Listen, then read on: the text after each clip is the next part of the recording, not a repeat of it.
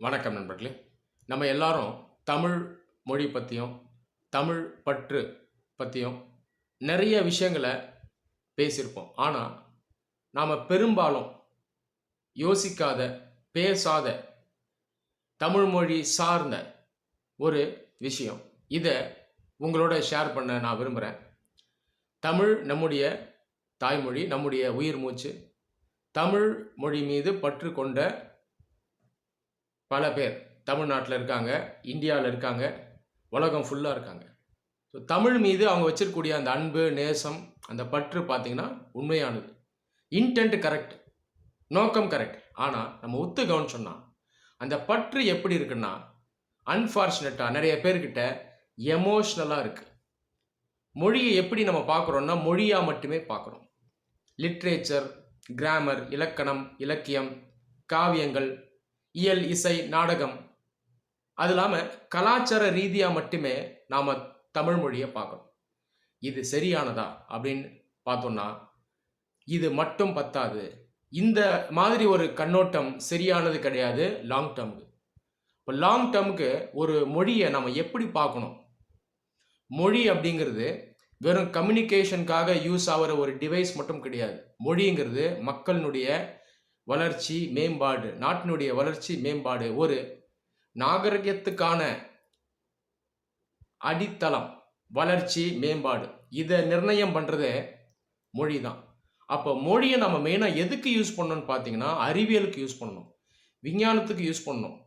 இதை வச்சு ஒரு நாட்டை வல்லரசாக ஆகணும். அந்த காலத்தில் பிரிட்டன் எடுத்துட்டிங்கன்னா அவங்க தாய்மொழி இங்கிலீஷ். இங்கிலீஷில் ஆராய்ச்சி பண்ணாங்க, இங்கிலீஷை அறிவியலுக்கு யூஸ் பண்ணாங்க, விஞ்ஞானத்துக்கு யூஸ் பண்ணாங்க, நிறைய இன்வென்ட் பண்ணாங்க. அவங்க விவசாயத்தை வளர்த்தாங்க, உற்பத்தியை வளர்த்தாங்க, இராணுவத்தை வளர்த்தாங்க. அதனால் உலகத்தையே அவங்களால ஆட்சி பண்ண முடிஞ்சுது.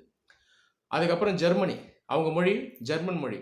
ஜெர்மன் மொழியில் அவங்க விஞ்ஞானம் பண்ணாங்க, அறிவியலை வளர்த்தாங்க.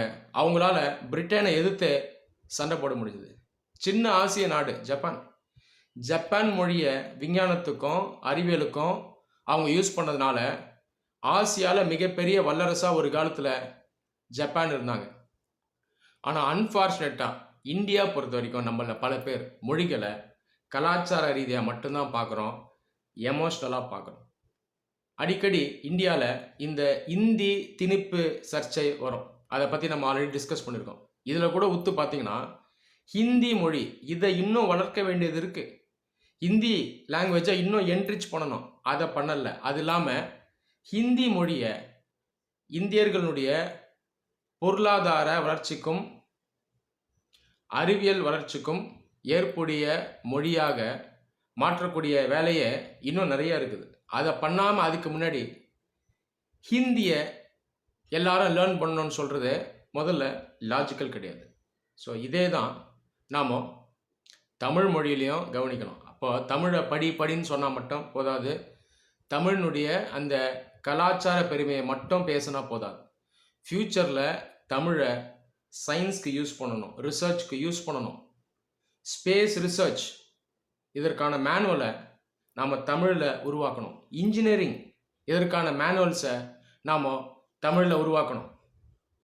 ஏவுகணை, மிசைல் இதை செய்யக்கூடிய அந்த ஆராய்ச்சி, அந்த மேனுவலை தமிழில் உருவாக்கணும்.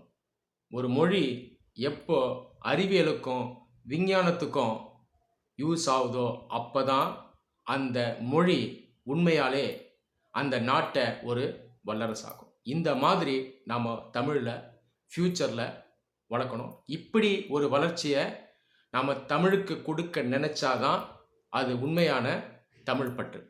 நன்றி.